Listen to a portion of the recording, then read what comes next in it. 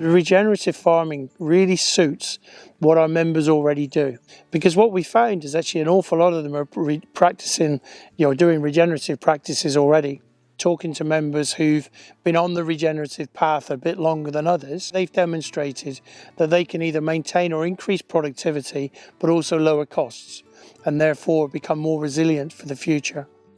There's nothing better than getting out and actually seeing something in the flesh, so to speak, but also members learning from each other.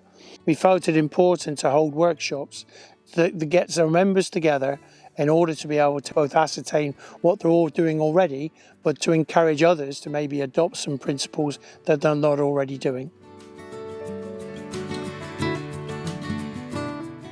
So the principles of regenerative farming it's about a holistic approach. It's about understanding that it's not a set of rules. There aren't things that are banned. There aren't things that have to be compulsory.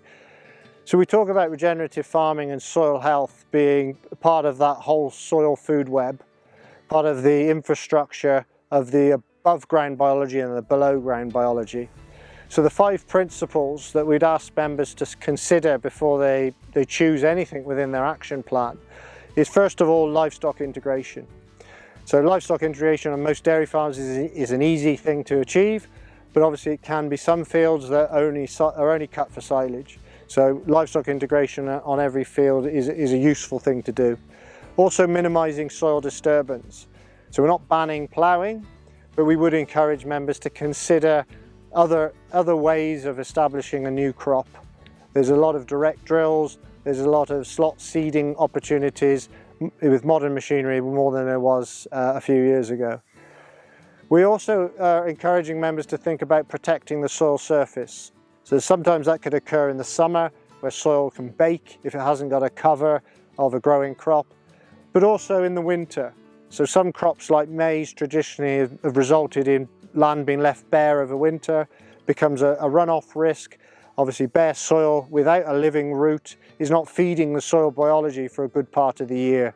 So things like cover cropping or even inter-row establishment of the maize simultaneously in the growing season. So when it's harvested, there's already a crop holding the soil.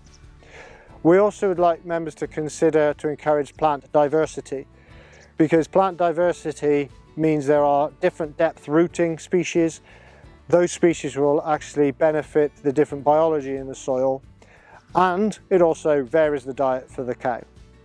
So these soil health principles, these regenerative principles, are a set of ideas, a view on how to choose what might be improving the soil on every farm.